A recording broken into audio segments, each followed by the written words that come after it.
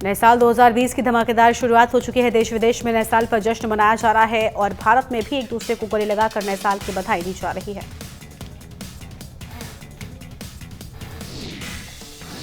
नए साल पर कश्मीर को भी तोहफा मिला है। कश्मीर में आधी रात से एसएमएस सुविधा बहाल की गई और साथ ही इंटरनेट भी शुरू कर दिया गया है।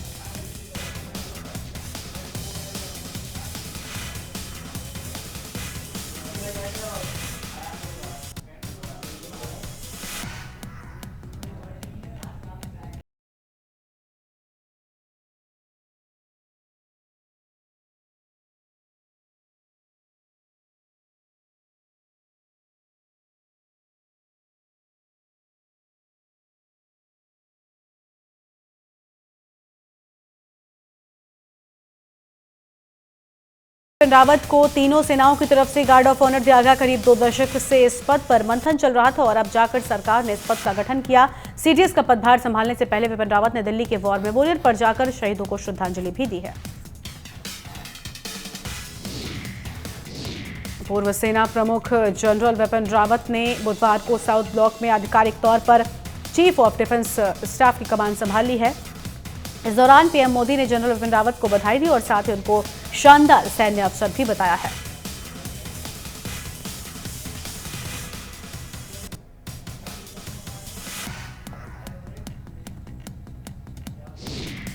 पीएम मोदी ने कहा कि मुझे खुशी है कि जैसे ही हम नया साल और नया दशक शुरू करते हैं वैसे ही भारत को जनरल बिपिन रावत के रूप में अपना पहला chief of defence staff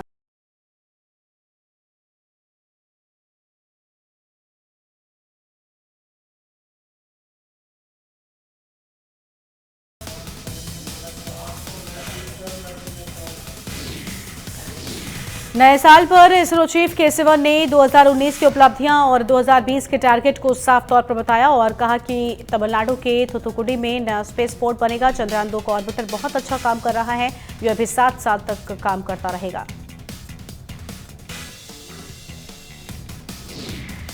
ISRO chief के सिवन ने कहा कि चंद्रयान 3 को सरकारी अनुमति मिल गई है। चंद्रयान 3 एकदम एक चंद्रयान 2 जैसा ही होगा, लेकिन इस बार सिर्फ लैंडर, रोवर और प्रोपल्शन मॉडल होगा। इसमें ऑर्बिटर नहीं भेजेंगे क्योंकि चंद्रयान 2 के ऑर्बिटर से ही इसमें मदद दी जाएगी। साथ ही उन्होंने ये भी कहा कि चंद्रयान 2 का लैंडर बहुत तेज गति होने की वजह से सही दिशा और रास्ता नहीं कर पाया और इसकी वजह से हार्ड लैंडिंग हुई। ये गलत आरोप लगाया जा रहा है कि चंद्रयान 2 की असफलता की वजह से अन्य सैटेलाइट्स की लॉन्चिंग में देरी हुई है, ऐसा नहीं है।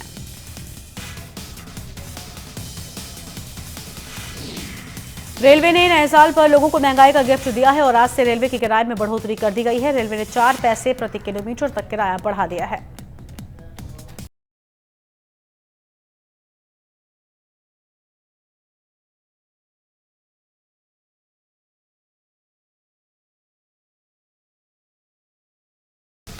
जम्मू कश्मीर के राजौरी जिले के नौशेरा में आतंकियों और सुरक्षा बलों के बीच मुठभेड़ हुई, जिसमें सेना के 2 जवान शहीद हो गए। फिलहाल आतंकियों के खिलाफ सेना का अभियान जारी है।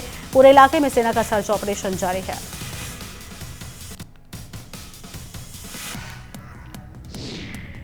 नए साल पर बीएसपी सुप्रीमो ने प्रेस कॉन्फ्रेंस कर बाबा साहब भीमराव अंबेडकर समेत सभी महापुरुषों को नमन किया। इस मौके पर मायावती ने कहा कि उम्मीद करती हूं कि साल 2020 हर्षोल्लास से भरा होगा, तो वहीं साल 2019 को लेकर मायावती बोली कि साल 2019 हिंसात्मक रहा है।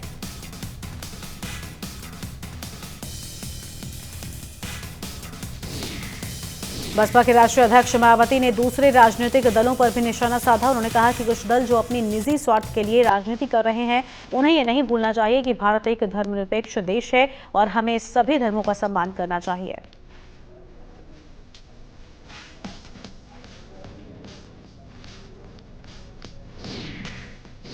दिल्ली में सीएए के खिलाफ हुए प्रदर्शन के दौरान हिंसा के मामले में आरोप प्रत्यारोप का दौर तेज हो गया है। भारतीय जनता पार्टी ने दिल्ली में हिंसा के लिए कांग्रेस और सत्तारूढ़ आम आदमी पार्टी को जिम्मेदार ठहराया है।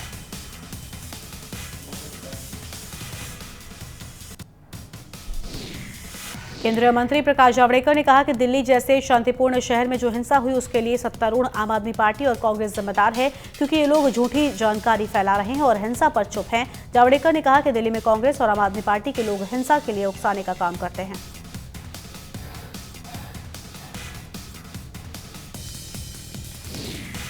और साथ ही उन्होंने ये भी कहा कि दिल्ली के जामिया में कांग्रेस के आसिफ खान और आम आदमी पार्टी के विधायक अमानतुल्लाह पर आरोप है कि उन्होंने जनता को उकसाया है। दिल्ली के सीलमपुर में कांग्रेस के मतीन अहमद और आम आदमी पार्टी के इशराक खान मौजूद थे और इस हिंसा की वजह से हुए नुकसान के लिए आम आदमी पार्टी और कांग्रेस को माफी मांगनी चाहिए।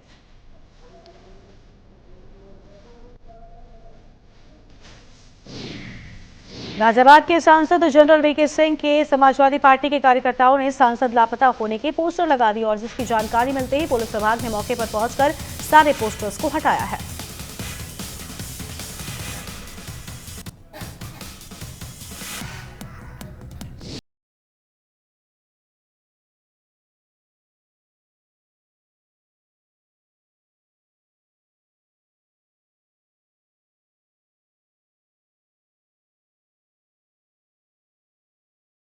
मंत्रोच्चारण के माध्यम से फसलों की अच्छी पैदावार कर रहा है। पुरानी परंपरा के माध्यम से उगाई जा रही सब्जियां व फल जहां स्वास्थ्य के लिए काफी फायदेमंद हैं।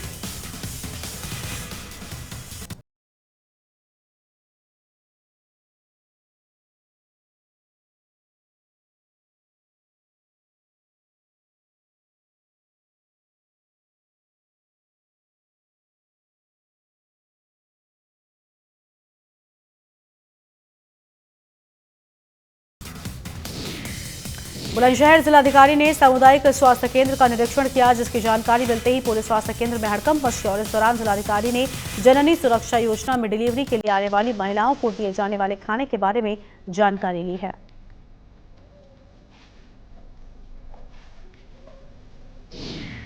निरीक्षण के समय संविदा पर कार्यरत स्टाफ नर्स 2 दिन से अनुपस्थित होने पर उसका 2 दिन का वेतन काटने का निर्देश भी दिए और साथ ही अस्पताल में सफाई व्यवस्था सही न मिलने पर अधिकारियों को जमकर फटकार भी लगाई है।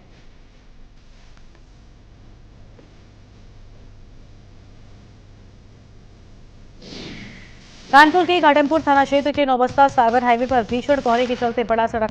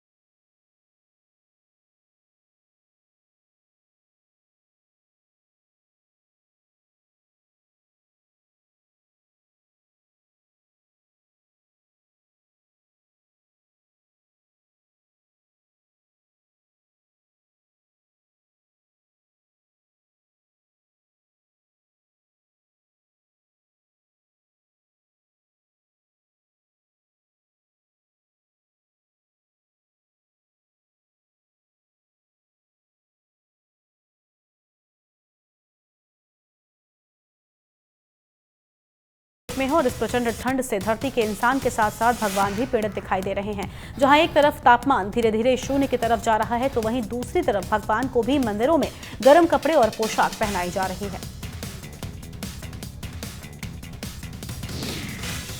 यूपी बिहार बॉर्डर पर मालदह पुल के पास खड़े सैकड़ों की संख्या में ट्रक ड्राइवर द्वारा पुलिस ने गुहार लगाई गई है। पुलिस से बताते चले कि कर्मनाशा के पास NH2 पर टूटी पुलिया ट्रक वालों के लिए बहुत बड़ा मुसीबत बन गई है, जिसकी वजह से ट्रक ड्राइवर परेशान हैं।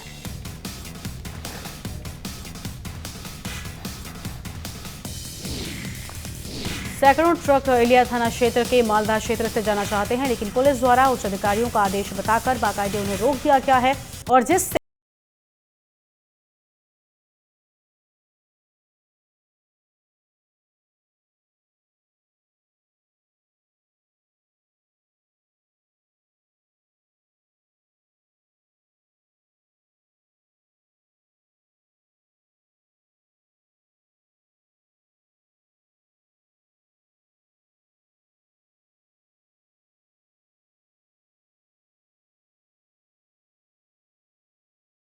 स्टेशन और बस स्टैंड पर सघन चेकिंग अभियान चलाया गया। इस दौरान टीम ने प्लेटफॉर्म पर सभी संदिग्ध लोग और वस्तुओं की जांच पड़ताल की है।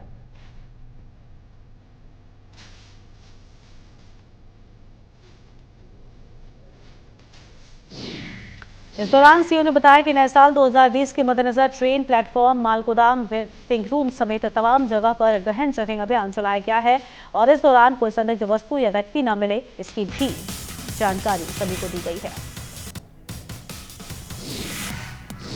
दिल्ली सरकार जहां बिजली 2200 यूनिट तक फ्री देने की बात करती है, तो वहीं दिल्ली के कुछ इलाकों में इसकी तस्वीर बिल्कुल उल्टी दिखाई दी है। दिल्ली के कई इलाकों में लोगों के घरों में 200 यूनिट से भी कम खपत होने के बावजूद बिल आ रहा है।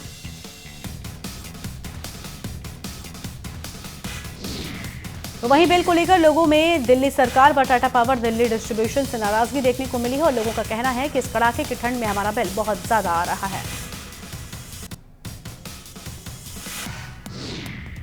फरीदाबाद में सर्दी ने दो लोगों की जिंदगी खत्म कर दी है। दरअसल खुली झोपड़ी में जीवन यापन करने को एक परिवार मजबूर है और जिसकी वजह से परिवार के 2 लोगों को ठंड लग गई और ठंड लगने की वजह से दोनों लोगों की मौके पर ही मौत हो गई। अयोध्या में 2 पक्षों को 2 दिन पहले विवाद हो गया था, लेकिन पुलिस ने मामले को समझा कर सुलह करा दी थी। लेकिन वहीं आज एक पक्ष ने दूसरे पक्ष के युवक को गोली मार दी और मौके से फरार हो गया। तो वहीं मामले की जानकारी मिलते ही पुलिस मौके पर पहुंची और युवक को इलाज के लिए अस्पताल में भर्ती करवाया और साथ ही पीड़ित की तहरीर के आधार पर पुलिस ने मामले की जांच शुरू कर दी है। शामली में ट्रिपल मर्डर होने के बाद सनसनी फैल गई और ट्रिपल मर्डर में अंतर्राष्ट्रीय सिंगर अजय पाठक सहित परिवार के 3 सदस्यों की धारदार हथियार से काटकर हत्या कर दी गई।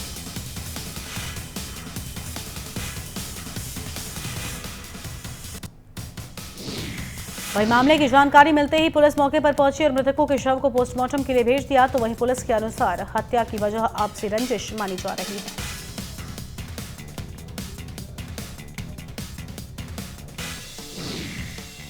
संत कबीर नगर में एसबीआई बैंक में चोरों ने कैश चुराने की कोशिश की। दरअसल चोरों ने वॉशरूम की दीवार तोड़कर अंदर घुसने की कोशिश की, लेकिन कैश चुराने में वो असफल रहे।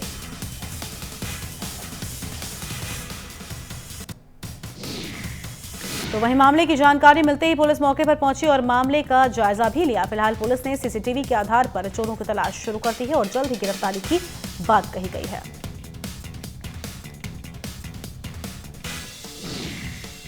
हाथरस एसपी ने नए साल के अवसर पर बिना हेलमेट चलाने वाले बाइक सवारों को जागरूक करने के लिए बिना हेलमेट जाते बाइक सवारों को एक गुलाब का फूल व हेलमेट भेंट किया है।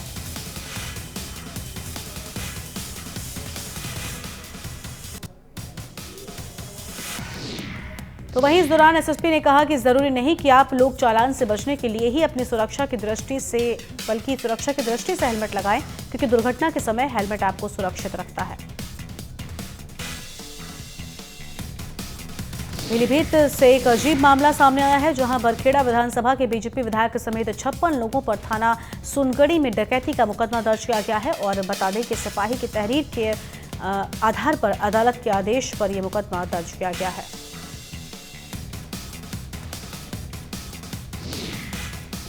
आरोप है कि बीजेपी विधायक और विधायक के भांजे ने चौकी के अंदर गालियां दी और मारपीट की, साथ ही चेन व पर्स लूट लिया। फिलहाल पुलिस ने मामला दर्ज कर जांच शुरू कर दी है।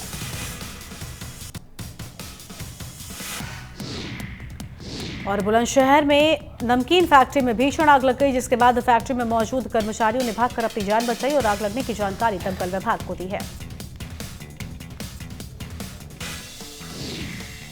मामले की सूचना मिलते ही दमकल विभाग की गाड़ियां मौके पर पहुंची और काफी मशक्कत के बाद आग पर काबू पाया गया। कर्मचारियों के अनुसार आग लगने की असली वजह शॉर्ट सर्किट बताई जा रही है।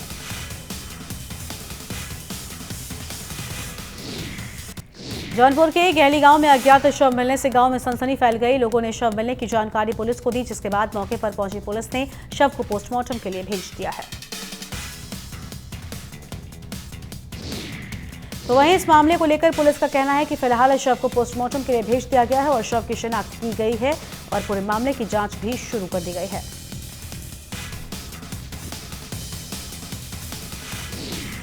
पौड़ी में भी नए साल का जश्न जोरों शोरों के साथ मनाया जा रहा है। पर्यटक पहाड़ों में जमकर जश्न मना रहे हैं। 31 तारीख की रात और नए साल के आगमन पर पर्यटक जमकर नाचते गाते दिखाई दिए हैं। बैठकों के कदम गढ़वाली गीत संगीत पर जमकर थिरके। दिल्ली, हरियाणा, उत्तर प्रदेश समेत कई स्थानों से पर्यटक नए साल का जश्न पहाड़ों की शांत वादियों में मना रहे हैं।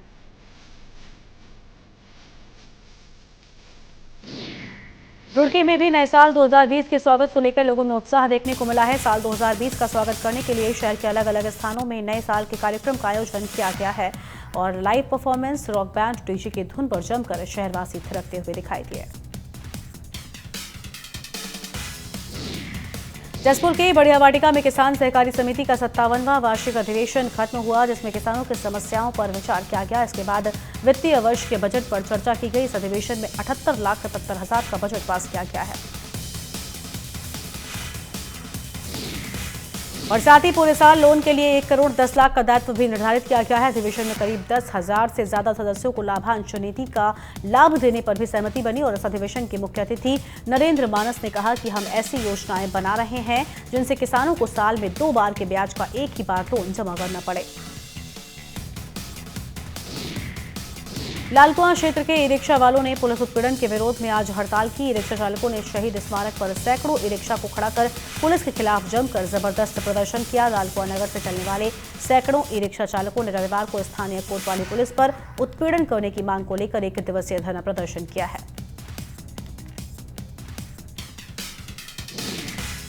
और साथ ही पुलिस के विरुद्ध जमकर नारेबाजी और हंगामा भी काटा। तो वहीं बीजेपी मंडल अध्यक्ष दीपक जोशी ने बताया कि उन्हें धरने की जानकारी मिली थी, जिस पर वे यहां पहुंचे तथा उनके द्वारा पुलिस और ई रिक्शा चालकों की वार्ता कर दी गई और इस हड़ताल को समाप्त कर दिया गया है।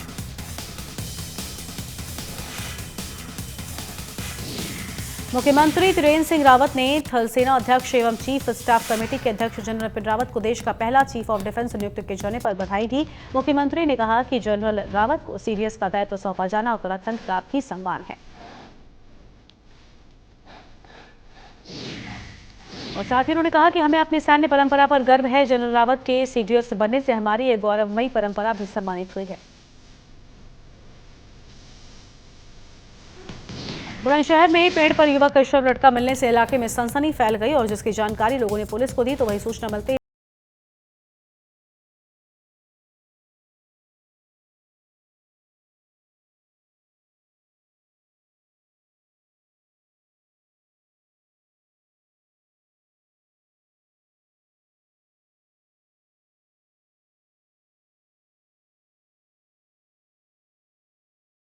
मसूरी की तरफ रुख करने लगे हैं और साल 2019 को विदाई देने नए साल के स्वागत के लिए पहाड़ों की रानी मसूरी भी तैयार हो चुकी है और वहां पर जश्न देखने को मिला है।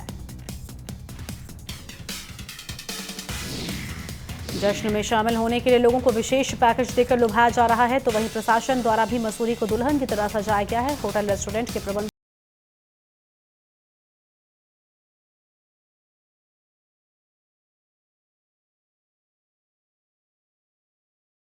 जीएमबीएम के नए कॉम्प्लेक्स में टूरिस्टों के स्वागत के लिए पारंपरिक लोक वाद्य यंत्र, ढोल और ड्रम बजाकर उनका किया जा रहा है और आज शाम भी खास इंतजाम किए गए हैं। साल 2019 की विदाई और नए साल के जश्न के लिए रुद्रप्रयाग के प्रसिद्ध पर्यटक स्थलों की और देश विदेश के तीर्थ यात्री पहुंचने लगे हैं, लेकिन अब ठंड के प्रकोप से उनके लिए मुसीबतें खड़ी हो सकती हैं। उधर पर्यावरण का संतुलन सैलानियों के शोर और हुड़दंग से खराब ना हो, किसी यात्री को दिक्कत ना हो, इसके लिए पुलिस सक्रिय हो गई है और जगह जगह पर पुलिस अफसरों की तैनाती भी कर दी गई है। नए साल से पहले ही पहाड़ों के राजा चक्राता की ऊंची ऊंची पहाड़ियों पर बसे लोखंडी में नए साल का जश्न मनाने के लिए सैलानियों का तांता लगना शुरू हो चुका है। इन दिनों पहाड़ी इलाकों में मौसम के चलते लगातार हो रही बर्फबारी ने लोखंडी की रौनक और बढ़ा दी है। लोखंडी में सड़कें, पेड़, पहाड़ों समेत होटल और घरों पर बर्फ की मोटी सफेद चादर बिछ गई है। होटल कारोबारियों के चेहरे खिले हैं और वहीं बर्फ का लुत्फ उठाने पहुंचे सैलानियों में बर्फ के बीच नए साल के जश्न को लेकर काफी उत्साह दिखाई दे रहा है। बाराबंकी में राशन की दुकान को लेकर बैठक होनी थी, जिसमें सभी दुकानदार शामिल हुए, लेकिन वहीं बैठक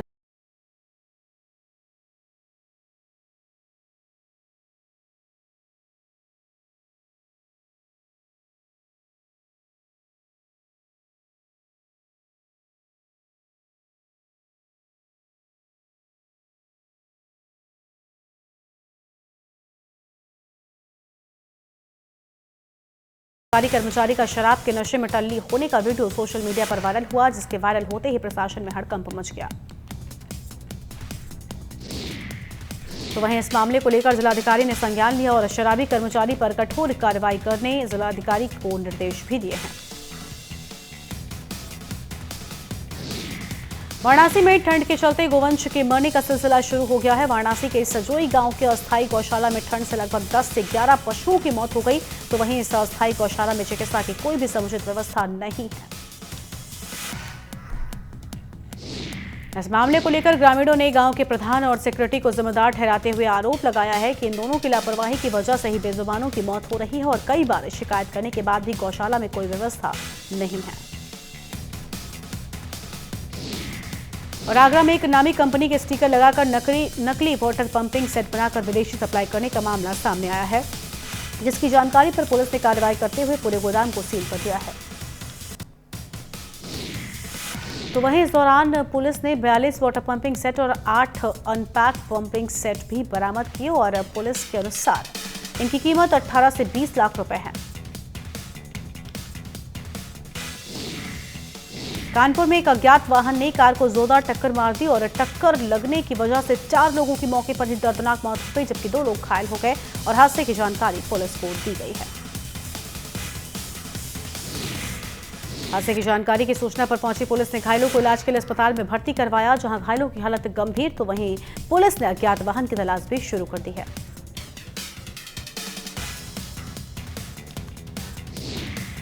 गाजीपुर में कोहरे की वजह से आज एक भीषण सड़क हादसा हो गया, जहां एक टूरिस्ट बस अनियंत्रित होकर पलट गई। बस में सवार करीब 25 यात्री घायल हो गए हैं। तो वहीं हादसे की सूचना मिलते ही पुलिस मौके पर पहुंची और घायलों को इलाज के लिए अस्पताल में भर्ती करवाया, जहां घायलों की हालत गंभीर बनी हुई है।